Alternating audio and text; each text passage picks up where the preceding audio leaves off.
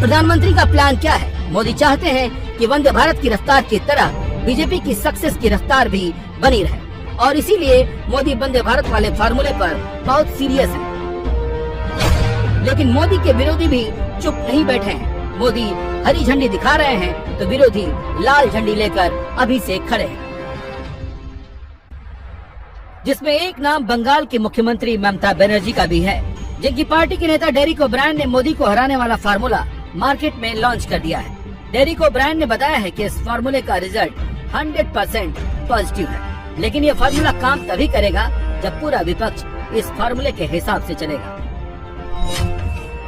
इस फार्मूले में मोदी को पटखनी देने के लिए इन 7 राज्यों पर सबसे ज्यादा ध्यान देना होगा, जिसमें हिमाचल प्रदेश, पंजाब, पश्चिम बंगाल, तमिलनाडु, केरल, आंध्र प्रदेश और तेलंगाना शामिल है। मतलब इन 7 राज्यों पर फतह हासिल कर ली तो 240 का आंकड़ा छूना भी बीजेपी के लिए मुश्किल हो जाएगा। लेकिन टीएमसी के सियासी मैथमेटिशियन का दावा है कि उन्होंने ऐसे ही फार्मूले से पश्चिम बंगाल में बीजेपी को पटखनी दी थी, वो भी तब जब खुद मोर्चा मोदी और शाह ने संभाला था।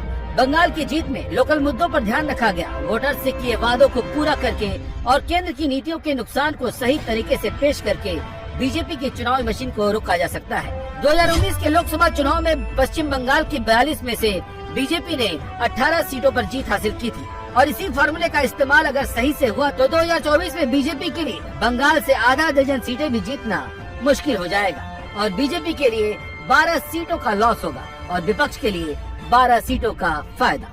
मतलब शुद्ध लाभ 24 सीटों का होगा। और बिहार में भी जेडीयू, आरजेडी, कांग्रेस अगर साथ आए तो यहाँ भी बीजेपी का हाल ऐसा ही होगा।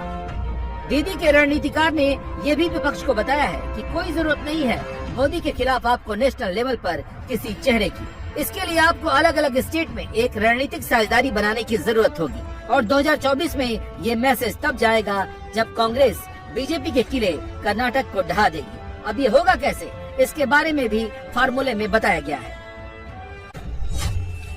महाराष्ट्र में उद्धव ठाकरे को शिवसेना, एनसीपी, कांग्रेस गठबंधन का चेहरा होना चाहिए। तमिलनाडु में एमके स्टालिन को डीएमके गठबंधन का मेन प्लेयर होना चाहिए, जिसमें कांग्रेस और कम्युनिस्ट दोनों का साथ मिले। यूपी में अखिलेश यादव को फ्रंट पर करना होगा, बैकअप में कांग्रेस और मोदी विरोधी पार्टियों को आना होगा। राजस्थान, कर्नाटक, छत्तीसगढ़ और मध्य प्रदेश में राहुल गांधी के फेस पर चुनाव लड़ना होगा। लेकिन सच ये है कि ये पश्चिम बंगाल नहीं है, सामने मोदी है और ये लोकसभा का चुनाव है। तमाम तरह की बातें चली, स्ट्रेटजी बनी, लेकिन 2014 से शुरू हुआ मोदी का विजय रथ 2019 में भी कोई रोक नहीं पाया। अब बात फार्मूले से मोदी को हराने की नहीं है, सच्चाई ये है कि मोदी ने अपनी इमेज को जिस ऊंचाई पर पहुंचा दिया है उस लेवल का विपक्ष में कोई नेता भी नहीं है और 2024 में मोदी के खिलाफ चेहरा कौन होगा, ये विपक्ष की सबसे बड़ी चुनौती है।